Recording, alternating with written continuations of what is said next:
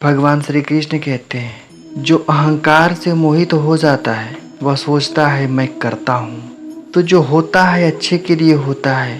कभी कभी विपरीत परिस्थितियाँ हमारी वर्तमान स्थिति को अच्छा करने के लिए आती है। भगवान श्री कृष्ण कहते हैं, मैं किसी का भाग्य निर्माण नहीं करता।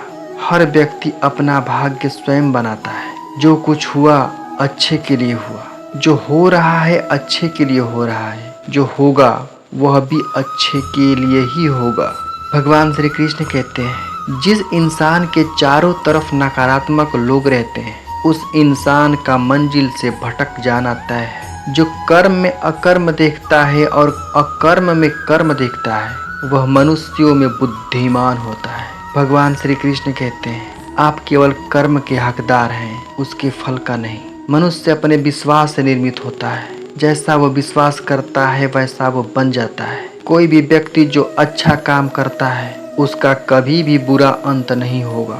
चाहे यहाँ या आने वाले संसार में बुरे कर्म करने नहीं पड़ते, हो जाते हैं, और अच्छे कर्म होते नहीं, करने पड़ते हैं। जिसका मन उसके बस में नहीं है उसके लिए उसका मन शत्रु के समान है। भगवान श्री कृष्ण कहते हैं, इच्छाओं में कमी ही सुख की कुंजी है। जिसे तुम अपना समझकर मग्न हो रहे हो, बस यही प्रसन्नता तुम्हारे दुखों का कारण है। शांत, नम्रता, मौन, संयम और पवित्रता ये मन के अनुशासन है। भले ही दुर्बलता ईश्वर द्वारा दी जाती है, लेकिन गरिमा मनुष्य के मन को स्वयं निर्मित करती है। भगवान श्री कृष्ण कहते हैं, तुम्हारा मोह ही तुम्हारे दुखों का महान कारण है। सभी जीवों का निर्माता मैं हूँ। किसी जीव को कष्ट देकर तुम मुझे कैसे देख सकते हो? मन सफेद कपड़ा है, इसे जिस रंग में डुबाओगे वही रंग चढ़ जाएगा। भगवान श्री कृष्ण कहते हैं, मेरा तेरा, छोटा बड़ा, अपना पराया